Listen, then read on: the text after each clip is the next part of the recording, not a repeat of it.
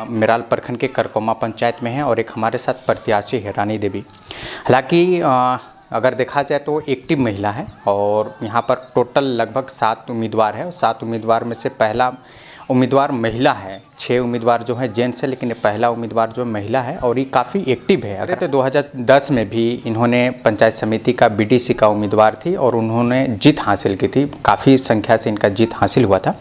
ये पुनः करकोमा पंचायत से महिला उम्मीदवार हैं और मुखिया पद के लिए नॉमिनेशन दी हुई है और इनका जो है नॉमिनेशन चिन्ह भी आ चुका है। हालाँकि हम लोग डायरेक्ट बात करते हैं रानी देवी से। कैसे हैं आप? जी सर, ठीक है। अभी आप नॉमिनेशन दिए हुए हैं मुखिया पद के लिए, आपका नॉमिनेशन चिन्ह भी आ गया, क्या उद्देश्य है? आप मुखिया क्यों बनना चाह रहे हैं? मेरा मुखिया बनने का उद्देश्य ये है कि मेरे पंचायत में जो विकास कार्य नहीं हो पा रहा है और नहीं हुआ है, उस विकास को मैं आगे बढ़ाना चाहती हूँ। मैं चाहती हूँ कि मेरे पंचायत में सभी सरकारी योजनाओं का लाभ जो लोग जिनमिन व्यक्ति हैं उन तक पहुँचे। जैसे कि सबसे पहले शिक्षा। पंचायत में लोगों को क्या चाहिए? उन्हें चाहिए कि उनके बच्चों का शिक्षा बेहतर हो, वो शिक्षित हो ताकि वे अपने अधिकारों को समझे। उसके बाद लोगों को जो राशन दिया जाता है, हमारे जो लोगों का राशन में नाम नहीं है, राशन कार्ड में, उन लोग का नाम जुड़े। जो लोग छूट गए हैं उनको जोड़ा जाए। जो समय पे नहीं मिलता है वो समय पर मिले। जैसे कि क्या होता है कि कभी कभी क्या हर बार ऐसा होता है कि बुलाया जाता है डीलर के माध्यम से, उन लोगों को 2 बार 4 बार दौड़ा कर मैं देखी हूँ कि छोटे छोटे बच्चे लोगों को लेकर लोग गोदी में आते हैं, फिर उन लोगों को मना कर दिया जाता है, फिर उन लोग वापस जाते हैं। ये जो परेशानी है उसको दूर हो। इसके बाद जो भी आंगनबाड़ी हैं, जो भी वहाँ पे लाभुक हैं, उन लोग को समय पे उनका जो पोषाहार वो मिले। इसके बाद जो भी सरकारी योजनाएं आती हैं, चाहे वो आवास हो, चापाकल हो, पशु के लिए शेड हो, और जो भी सरकारी योजनाएं हैं उनको जन जन तक पहुंचाना, ये मेरा उद्देश्य है।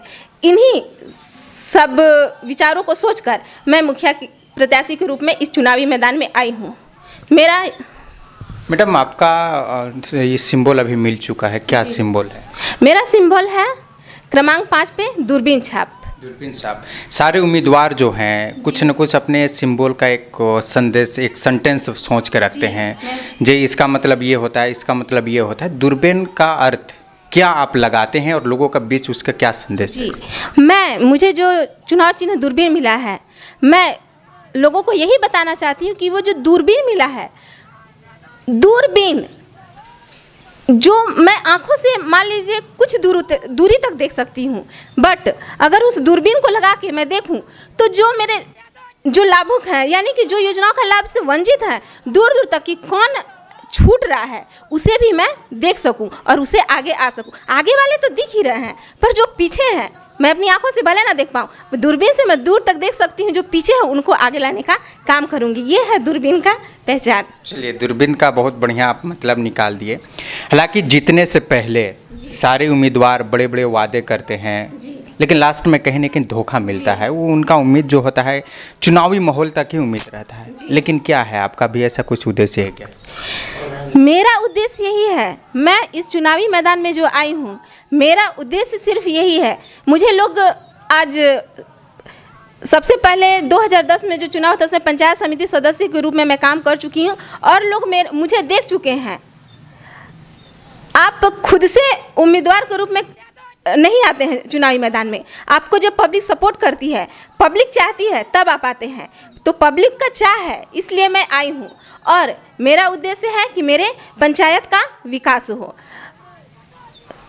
मैंने हमेशा, मेरा बस ये कहना है कि मैंने हमेशा सम्मान किया है, सम्मान करेंगे, वादा नहीं विकास करेंगे।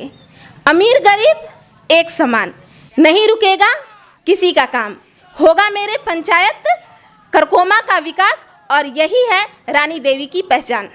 बिल्कुल, बहुत अच्छा। सबसे पहला आपने बहुत ही विस्तार तरीक़े से लोगों का भी समझा है। हालांकि पंचायत चुनाव भी चल रहा है, अब जनसंपर्क कर रहे हैं, लोगों का बीच जा रहे हैं, कुछ ऐसे लोग होते होंगे जिससे आप मिलते होंगे, आपका भी दिल गदगद होता होगा और कहीं कहीं आंसू भी निकलता होगा। ऐसे लोगों के लिए क्या प्लान आपका है, क्या सोच कर रखें? मैं ऐसे लोगों से मिली जहाँ पर आप बताएं आंसू का बात, तो सही में मैं इसके पहले एक खुटैलिया मेरा टोला है जहाँ पे मैं गई हुई थी। वहाँ एक बुधन चौधरी नाम के व्यक्ति रहते हैं, बुजुर्ग हैं। मैं उनके घर पे गई। मैंने वहाँ पे देखा कि उन्हें किसी तरह का कोई लाभ नहीं मिला था। खाना भी बना रहे थे, उनके पास पशु भी हैं, बकरी वगैरह हैं, वो भी मतलब यहाँ पे खाना बना रहे हैं, इधर पशु हैं। और जैसे ही मैं गई, उनसे बात की, तो जो बुजुर्ग व्यक्ति थे, जो बुधन चौधरी थे, वो रोने लगे और उनको देख के मैं भी भावुक हो गई। यानी कि एक बुजुर्ग व्यक्ति, कुछ ज़्यादा ही बुजुर्ग है, अगर आपके सामने आंसू निकालें और वो साफ कर रहे हैं कि अब हमको क्या करना है, हमको तो कुछ मिलना ही नहीं है, ऐसे ही हम लोग का ज़िंदगी पार हो जाएगा। मेरा उद्देश्य है कि अगर मुझे लोग विजय दिलाते हैं पंचायत में, तो सबसे पहले जो जिनमिन है, जिन्हें किसी तरह का कोई लाभ नहीं मिल पा रहा है, सबसे पहले मेरा लाभ उन लोग को पहुंचेगा। जो छूट गए हैं, जिन्हें किसी हर तरह की योजनाओं से वंचित रखा गया है, सबसे पहले उनका काम होना चाहिए। यही मेरा उद्देश्य है। कभी भी आप लोगों के बीच में गए, ऐसा कंडीशन हुआ जो कोई आपसे आया, बहुत ज़्यादा आपसे मदद मांगने का कोशिश किया, या कह लिया जाए तो आपके सामने खड़ा हो गया हाथ पैर जोड़ के, जो मैडम हमको सहयोग करे, या फिर कुछ अपना स्थिति को दिखाया, अपना घर को दिखाया, अपना, ऐसा कहीं माहौल लगा? जी, ऐसा मैं गई थी करकोमा में ही। ऐसे बहुत सारे टोला हैं, जैसे कि तेतरिया दामर है, एक तेतरिया दामर टोला है, बहुत बड़ा ही है।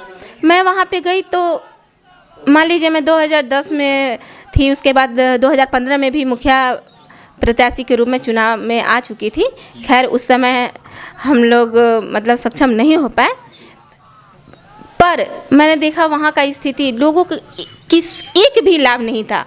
यानी कि ऐसे ही रहना ना, तो उन लोग को एक मैं देखी कि पानी का व्यवस्था था चापाकल का, जो उन लोग का खुद अपना पर्सनल कराए हुए थे, और कहीं भी कोई व्यवस्था नहीं था। उन लोग मुझे पूरा दिखाए कि देखिए बहन जी, ये हम लोग का है कि हम लोग मतलब किस स्थिति में हैं, इस स्थिति से हमको निजात दिलाइए। और मैं एक महिला प्रत्याशी के रूप में हूँ, सारी महिलाओं का सपोर्ट मुझे मिल रहा है। क्यों?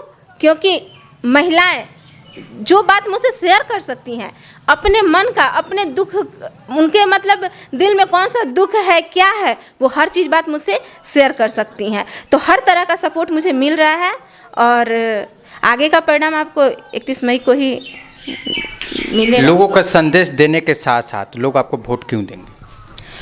लोग मुझे वोट इसलिए देंगे क्योंकि लोगों को पता है कि मैं स्पष्टता के साथ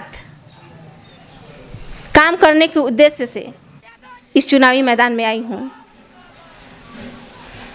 हम लोग जो अभी हर जगह देखिएगा कि वोट के लिए लोग नोट के बदले वोट, इसका प्रयोग करते हैं। मैं एक मध्यम फैमिली से हूँ, मिडिल क्लास से हम लोग हैं। मैं जहाँ भी जाती हूँ, मैं साफ दिल से कहती हूँ कि मैं आपके पास आई हूँ साफ दिल से, आप अपना मतदान कीजिए। और आपका जो मतदान है, जो मत है, वो अमूल्य है। जिस साफ दिल से मैं आज आपके पास मत मांगने के लिए वोट आई हूँ, अगर मैं विजयी हो जाती हूँ तो उसी साफ मन से मैं आपके लिए काम करूँगी।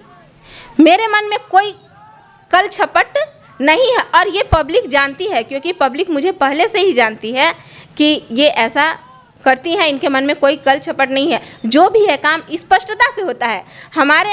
हमारे मतलब रीजन काल में ये हुआ कि जो भी काम होगा स्पष्टता से।